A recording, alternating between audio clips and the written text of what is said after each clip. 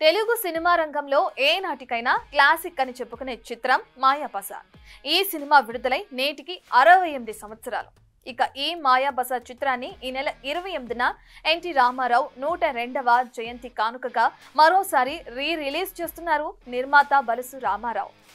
1957లో release అయ్యి ఒక ప్రపంచంలాగా మహానుభావుడు తెలుగు వారి ఆరాధ్య దేవుడైనటువంటి నందమూరి తారక రామారావు గారిని మనకి అందరికీ ఆ పాత్రలో ఒక దేవుడిగా చిరస్థాయిగా మన గుండెల్లో నిలిచిపోయేలాగా ఉండిపోయింది. అలాంటి గొప్ప పాత్రల్ని ఒక సినిమా క్రియేట్ చేసింది.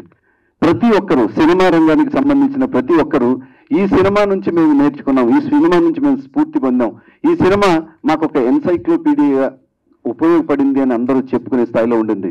That is Mayabazar.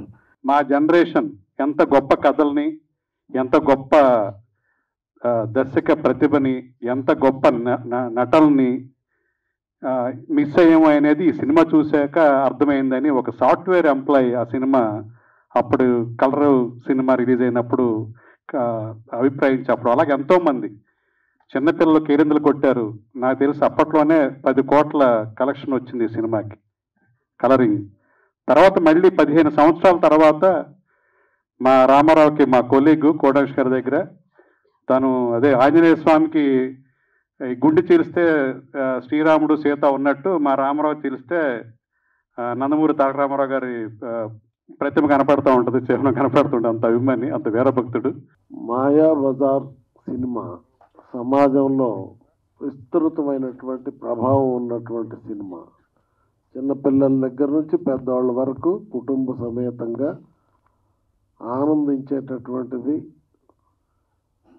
నేర్చుకొని తెలుసుకునేటటువంటి సినిమా ఇది. ఈ సినిమాని రామారావు గారు, బలుసు రామారావు గారు ఎన్టీఆర్ జన్మదినం సందర్భంగా రిలీజ్ చేయటం చాలా మెచ్చుకోదగినటువంటి విషయం. మాయాబజార్ అనగానే ప్రపంచవ్యాప్తంగా ఉన్న తెలుగు సినీ ప్రియులందరికీ కూడా చాలా ఒక హ్యాపీ ఫీలింగ్ అనేది వస్తుంది. ఎందుకంటే డెఫినెట్గా ఈ జనరేషన్ ఆ జనరేషన్ ఏం లేదు. ఆ సినిమా రిలీజ్ అయ్యి 68 సంవత్సరాలైనా ఇప్పటికీ కూడా ఒక కొత్త చిత్రమైంది. ఎందుకంటే ఏదో రూపంలో ఆ సినిమాకి సంబంధించినటువంటి గొప్పతనం, ప్రాచుర్యం ఇప్పుడు కూడా సజీవంగానే ఉంది.